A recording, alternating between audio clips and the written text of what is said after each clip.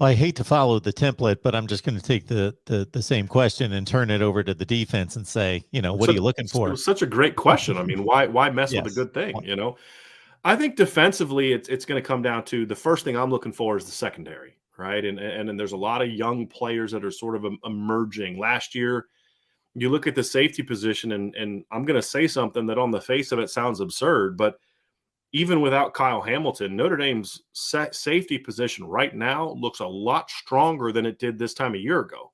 The reason is last year you had Kyle Hamilton and a bunch of question marks. Well, since then, Kyle Hamilton's gone, but Brandon Joseph has transferred in from Northwestern. He was an All-American 2 years ago. But, also since last spring, Ramon Henderson has moved to safety after beginning a corner. Xavier Watts has moved to safety. He was a receiver this time a year ago. So even though you don't have that one elite Kyle Hamilton type, Brandon Joseph is very good. He's not Kyle Hamilton. It's more of now you've got a second, a third, and a fourth. Plus, you've got the veterans like you had last year with Houston Griffith and DJ Brown. So just the depth is better there. The experience is better there. Now we need to see if they can make plays. And then at cornerback, you had 3 freshmen last year that came in, and Ryan Barnes, Philip Riley, and Chance Tucker. They need to challenge the guys that are coming back. Cam Hart's not going to play in the game on Saturday. Had an outstanding year last year. He's dealing with an off-season shoulder injury. So it's provided those young corners with a chance. And first 6 or 7 practices, we heard that the offense is dominating. Last 4 or 5 practices, we've heard, boy, the secondary has really made big strides. So I want to see that for myself, right? I want to see that Ryan Barnes is showing that, hey, I can be a guy that can help you win next year. I want to see Philip Riley and Chance Tucker go out there and play and, stick with some of those receivers and show the ability to show the proper footwork and play the ball downfield and those type of things. And so those, obviously, that's the first thing that I'm going to be looking at. I don't care what Isaiah Foskey does on Saturday. We know he's going to be a stud. I don't really care about some of those other things. I really want to see the secondary, because when you think about that first matchup of the year, right, that's going to determine whether or not Notre Dame's going to have a chance to be in that game and maybe pull off an upset. But more importantly, just be in the game is, can your secondary keep Ohio State in check enough to allow your offense to win the game, right? Like that was the template last year. That's what Oregon State did. That's what Michigan did. They gave up their yards and they gave up their plays, but they made enough stops in the secondary that they could then outscore Ohio State offensively.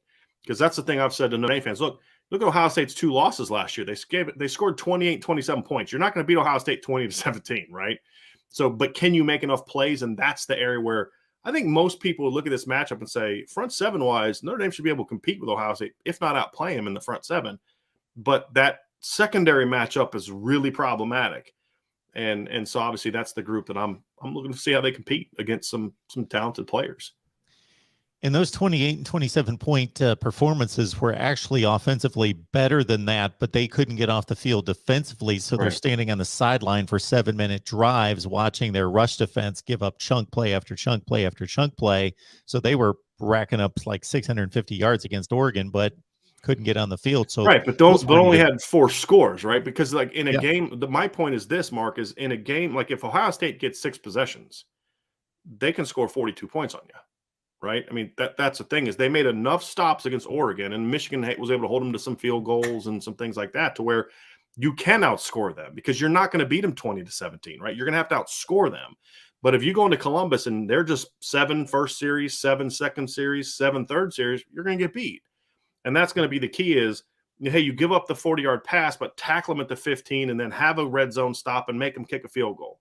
Right? Those are the things that are going to be key, and not just let them just beat you down the field. Because if that happens and you get into a shootout where it's going to look like the Rose Bowl, you're not going to win. Because, I mean, look, Utah showed that. You can jump on a 14-0 and Ohio State can come back on you just like that.